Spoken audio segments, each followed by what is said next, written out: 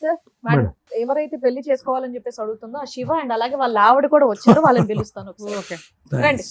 అలా ఆయన కాపాడుకోవడానికి వచ్చింది. అన్యోన్యమైనటువంటి జంట. మీ పేరు శివ, మీ పేరు లత మేడం. లత గారు. ఇక్కడికి ఎందుకు వచ్చారో తెలుసా మీరు? ఏం జరిగిందో తెలియదండి, నాకు ఒక రోజు ఫోన్ వచ్చింది మీ నుంచి ఇక్కడికి రావాలని వచ్చాను. ఓ, నీకు ఇప్పటిదాకా తెలీదా విషయం? తెలుసండి, వీళ్ళిద్దరికి రిలేషన్షిప్ ఉందని తెలిసి నాకు ఒక రోజు ఆవిడ గారికి ఫోన్ చేశాను.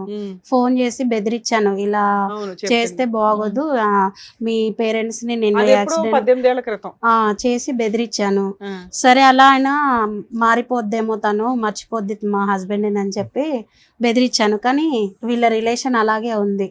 ఆవిడ మారలేదు, మీ ఆయన మారలేదు, ఇద్దరు కలిపి ఇద్దరు మారలేదు, వీళ్ళది 18 కంటిన్యూ. ఏళ్ళుగా మీకు ఉన్నట్టు తెలీదా ఇప్పుడు? ఇప్పుడు తెలీదు, నాకు 2 పిల్లలు ఉన్నారు, తనకి 2 పిల్లలు ఉన్నారు అని కూడా నాకు తెలియదు.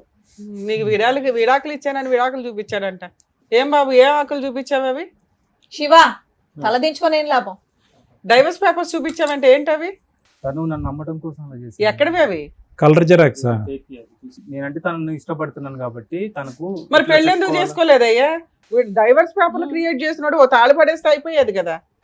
గురించి నాకు విడాకులు తీసుకోవడానికి సమయం పట్టేటట్టు ఉన్న పరిస్థితిలోనే 30 ఏళ్ళు 20 ఏళ్ళు పట్టిందా? తనతో నాకు ఉండటం ఇష్టం లేకనే నేను తనని ఇష్టపడాల్సి వచ్చింది మేడం. ఆ అమ్మాయికి ఎటువంటి న్యాయం చేయాలనుకుంటున్నావు? ఆ అమ్మాయి పరిస్థితిని అలా ఎందుకు క్రియేట్ చేసావు? మొత్తం స్టోరీ చెప్పు.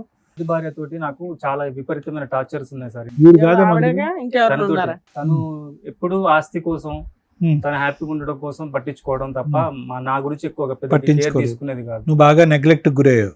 చాలా ఒత్తిడి కుదిరే నా ఆలోచనలకు నేనేం చేశాను అనేది తర్వాత నాకు అర్థమైంది. తొందరపడి పెళ్లి చేసుకున్నాను అనే ఆలోచనతోటి నేను తొందరపడి 2 పిల్లలు కూడా కన్నావు. ఇక ఆ సిచ్యువేషన్ లో నాకు తనతో పరిచయం ఏర్పడింది. ఆ పరిచయంలో కాస్త నేను ఆమె మీద ఇష్టపడటం జరిగింది. తను పెళ్లి చేసుకోవాలన్న ఆలోచనతోటే ఉన్నాను. ఒకనొక టైంలో ఇద్దరం ఒకటేయాము. నా వల్ల తనకు అన్యాయం జరగొద్దు, ఎట్లాగైనా ఫస్ట్ భార్యకి నేను విడాకులు ఇచ్చి నేను పెళ్లి చేసుకుంటానని చెప్పాను. నిజంగానా? విడాకులు ఇద్దామనే ఉద్దేశం కూడా నేను చదివిస్తాను, నీకు ఫ్యామిలీకి అండగా ఉంటాను.